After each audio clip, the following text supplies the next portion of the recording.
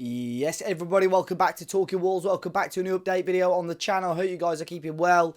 It's been a few days since my last update, so we've had the weekend and the new week has started with a few pieces of news that I'll keep you guys updated on. As always, be sure to smash that like button down below and subscribe to the channel. Let's try and hit 300 likes on this one. And we're fast approaching now 20,000 subscribers, so much love for that. Hopefully we can hit it before the start of the new season. It's a little bit of a stretch, but I know you guys can help out with that as well. But we'll jump into a few pieces of news today. As always, let me know your thoughts on them in the comment section down below. We'll start off with the retained list that we saw from Wolves, confirmed on Friday, sort of afternoon, evening. The players at Wolves had let go, and obviously which players Wolves were going to be keeping at the club.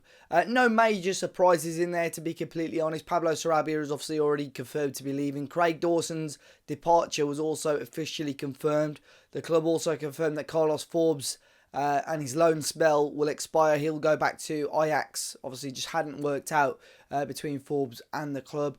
And the contract offer is still on the table at the moment for Nelson Semedo, and I'll get into that a little bit more shortly. In terms of youth players, there have been offers on the table for Mackenzie Bradbury, George Hardy, Minkyu G, Temple Ojinaka and James Storer.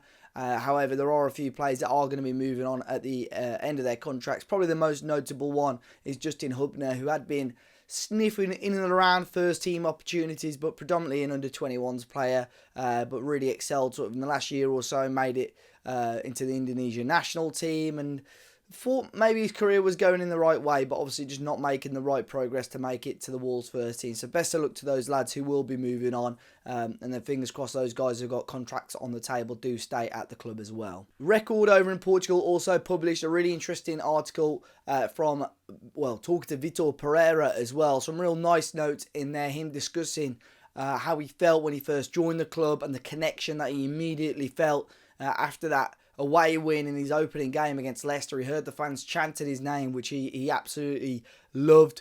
As we know, Vitor is probably going to be given a slightly bigger role in terms of recruitment, and he understands how big the players are that Wolves are losing. Obviously, we've already lost Matheus Cunha. We've now lost Ryan Aït-Nouri, who we'll talk about in a second as well, and how important it is that Wolves need to replace those this summer. So hopefully, you know, he could talk the talk and walk the walk. You know, it's easy enough to say that, but we've just seen under Fosun over the last few years, maybe they've not replaced as strong and as quality as they could have done.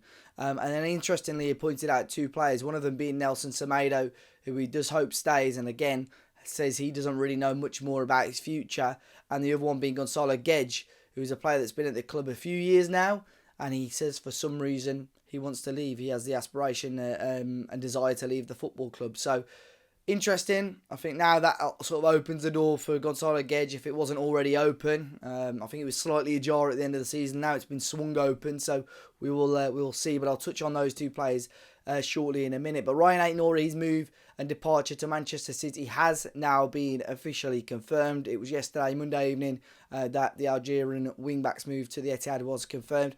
Now, of course, the fee was always going to be a massive debate on this. It seems like it's going to be in around 40 million euros plus around 3 million euros in add-ons. Of course, Wolves had to buy out the sell-on fee that Angers had, which was just around £9 million. So Wolves probably aren't making as much money as you probably would have expected just a couple of weeks ago. If you said Ryan was going to be moving on, you'd probably be looking at more money. I think this is around 10 to 15 million short of what his valuation should be. However, obviously behind the scenes, we don't know the reasoning for this. We don't know if Ryan and his entourage have put pressure on to play for City in the Club World Championship. We don't know. There were rumours that he was going to be moving on in January and stayed put. We don't know if there was a promise in place. He did have 1 year left on his contract, albeit Wolves did have the option for another year. We just don't know the ins and outs of what the sort of vibe and atmosphere was like behind the scenes.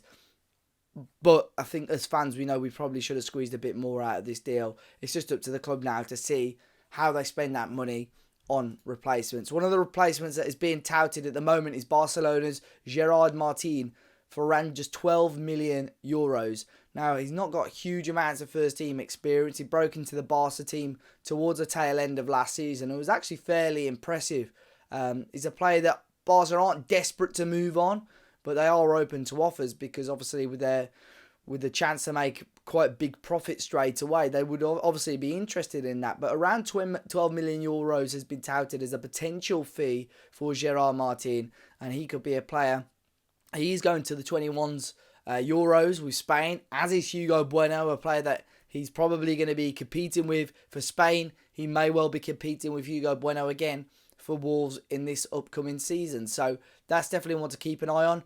But like anybody that I mentioned today, probably anyone that I mentioned the next week or so, I do want to point out that personally, I don't think Wolves will confirm any deals properly until July the 1st. Mainly because of PSR, mainly because of how the accounts fall. Our end of year is the end of June, so it's going to be the start of July. And that's why I think Wolves are squeezing these deals, i.e. Cunha and Aït-Nouri now, to bolster the year accounts and then go into the new season looking maybe to spend a little bit more money. But at the moment, Gerard Martin is maybe someone to consider and that we may well be looking at as a new left wing back option. Now, Gonçalo Guedes, who I mentioned earlier on, not been much news in regards to him, but there was a whisper maybe of Flamengo in Brazil approaching Wolves, or at least approaching Gonçalo Guedes' entourage about a potential transfer. So it's still very early days on this one. There's no club-to-club talks at the moment.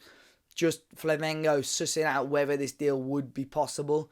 I would say, again, you're going to be making a hit and a loss on Guedes, but I would say Wolves, if they can get sort of 10 to 15 million, you take that, draw a line under what has been a really poor experience. I actually think sort of goal contribution per minute for Gonçalo Guedes this season has been okay, especially sort of when he first broke into the team. He's been given opportunities under Vitor Pereira, who's getting a goal or assist every sort of 55 to 60 minutes in what he'd had so far, which was a really, really decent return. But I don't know, there's just something that feels something missing from it. I don't know if it's the passion, the desire to want to be at Wolverhampton Wanderers. I don't know, but I think this is probably one you draw a line on, and especially as sort of a new big changes behind the scenes, new regime. I think you're moving on, like Fabio Silva, who probably will be moving on as well. Now, another player who has been linked with Wolves is the 21-year-old centre-back Robert Renan. Now, a couple of years ago, pretty highly rated centre-back in Brazil, and currently contracted to Zenit, albeit he has been out on loan at Al-Shabaab last season. That was because obviously Vitor Pereira had originally signed him on loan, and he has been managed now by Vitor at both Al-Shabaab and his old club in Brazil, Corinthians. So this is a player that I really wouldn't be surprised to see come to Wolves if the opportunity arises. Again, said to be very, very early stages in this one, but Robert Renan, if Wolves are wanting to bolster the centre-back department, could be one that Wolves look at. It's weird because I've seen a lot of links to Wolves. There'll be another centre-back who I'll mention in a minute. And it's probably, in terms of depth, one of our strongest positions. So I don't think there's an immediate need to sign players there. But when there's players that have got, sell-on potential, have worked with the manager before, obviously they're always going to be sort of ideal players to bring in. So you may well see the likes of Santiago Bueno move on. Is Vitor going to be trusting the likes of Mosquera? Does he like the look of Matt Doherty at right centre-back long-term? I don't know. So Renan is possibly an option to maybe consider. And we had fresh news today about Sasha Kalajdzic as well. Always going to be question marks on Sasha's season coming up because he's played so little football across the last 2 years. It's going to be a risk whatever happens. The Wolves keep him in and around the squad, although he's not really going to be getting many minutes. Do they loan him out to a fresh environment to see how he gets on? And it has been reported today by the Express that there's 3 clubs in particular that are interested in taking Sasha Kalajdzic on loan this summer. Now, I must stress, I think these loan deals are probably completely dependent on how fit Sasha is and how many minutes or how he plays during pre-season. I think if he gets a run of 3 or 4 games in pre-season, playing sort of 45 minutes in each, looking really productive, I think that's when clubs will take a gamble on him. But it said that pretty big clubs are looking at him. Besiktas, Werder Bremen and Espanyol, all interested in Sasha Kalajdzic. Now, a permanent deal is probably ruled out because I just don't think you'll get a team that wants to commit the value that Wolves probably have Sasha at. But a loan deal would be productive, I think, for all parties. Get Sasha playing, get some minutes under his belt, and see maybe in 6 months' time, potentially 12 months' time, where we're at. But ultimately for him, if he's wanting to play in the World Cup next year, he's got to be playing football and it's no good for him being sat on the bench. So he needs to be playing football somewhere. So I think a loan move probably is going to be happening. Whether it's now or whether maybe in January is possibly more likely. But yeah, not completely against that, to be honest. Another centre-back link, which I sort of alluded to earlier. Wolves apparently have an interest in the Legia Warsaw, or Wasów, I should say, in Poland. Defender Steve Capoadi, Congo international, 27 years of age, so slightly on the older side of things in terms of the spectrum of a player. Again, not old, not retirement level, but still sort of towards the sort of mid stage of his career. Not a player that you'd probably particularly link with Wolves, especially with the league that he's in at the moment. But he's only got 12 months left on his contract. It said that Wolves and Union Berlin over in the Bundesliga are reportedly interested. I think the key thing that I've just said there is 12 months left on his contract. Because what I think this is complete agent talk to try and stir up interest or even get him a new deal at his club in Poland at the moment. So I think he's 6'5". He's a big boy. Look, I'm not ruling it out, but I just don't think, with what I said earlier, I think Wolves are pretty well stacked in centre-back position. Robert Renan, who I've already mentioned, I think is more liable because it's, he's a former player and student of Vitor Pereira, whereas Capoadi, I'm not so sure on at the moment. I think that is purely agent-led talk, to be honest. We did have some news today in regards to Campbell as well. There were rumours a few days ago that he was going to be leaving Wolves on a free transfer, potentially to go back to Reading, his old club, with a sell-on fee. Now, most of that is true. However, he's not gone back to Reading. He's gone and joined the League One club Stevenage on a permanent deal. It is a free transfer. He had 12 months left on his contract, so it has been cancelled. But Stevenage will get Campbell on a free. However, will owe Wolves 30% of his next sale. So it's weird because the market for players like this is not big in terms of value. We saw it with Luke Kundal when he left Wolves to join Millwall. I think Wolves fans were saying, we should be getting 5 million. The market is not like that. We got to think about £1 million for him.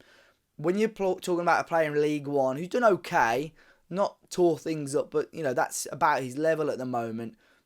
There's not a lot of value there. So what the Wolves do, sell him for what, 250k, or take a little bit of a gamble and say, look, you have him for nothing. Whereas a lot of these clubs don't have a lot of money and disposable income to spend on transfers.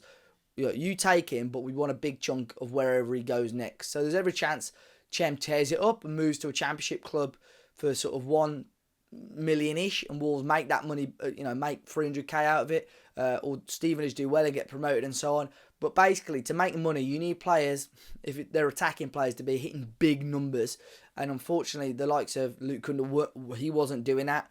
Campbell hasn't really particularly been doing that. So, yes, it's a risk from Wolves, of course, but it's possibly long-term a risk worth taking. But it's unfortunate. Chem had a lot of promise. Nuno especially rated him really, really highly. I think injuries, attitude maybe at times a little bit is coming to it, but do wish him all the best because there is talent there. But hopefully a new club where he's there on a permanent basis, not a loan deal. He's got something a bit more to prove. And we did have news earlier on from France that the French club RC Lens, or Lens, however you want to pronounce it, have announced that their pre-season schedule. They will be heading to England for this. And I did hear about this a week or so ago. They will be facing Wolves in some capacity during their camp. Now, I heard that this match was going to be held at the Warsaw Stadium, the Bescott Stadium. Lens are in England between Monday the 28th of July and August the 1st. Now, this may sound a little bit weird, but Wolves actually did this back in 2018. I actually went to the game. We played Ajax, who were full of some really decent players at the time. We played Ajax, I think it was like a lunchtime on a Wednesday. Really, really weird kickoff time. But we drew 1-1. They had the likes of Van der Beek, Onana playing for them. They had some really tidy players at the time. And it sounds like this is going to be a similar sort of thing. Interested to see when or if it's confirmed. A lot of Warsaw fans, for whatever reason, really unhappy with this. I don't really get why, because their club will probably be making a bit more money out of it. So yeah, really unsure why that is the case, that they're unhappy about it. And maybe it's just because they're going to have a proper crowd at Bescott, who knows. But yeah, another friendly pretty much confirmed. We're hoping the next day or so as well we get the friendly in Europe confirmed at some point. I don't think it's in Portugal. There were rumours it was going to be in Portugal. I think Wolves are going to be having a training camp there. So maybe I'll be somewhere else. Spain was another one that I heard touted potentially. But fingers crossed. I'm hoping for the dates to be confirmed soon so I can get out there. Hopefully bring some really cool different content for you guys whilst we're out there as well, wherever it may be. But that is all for today, guys. As always, be sure to hit the like button down below. Can't believe I've been rambling on for over 15 minutes, so apologies for that. As always, hit that subscribe button. And yeah, enjoy the rest of your day, guys. And I'll catch you on the next one.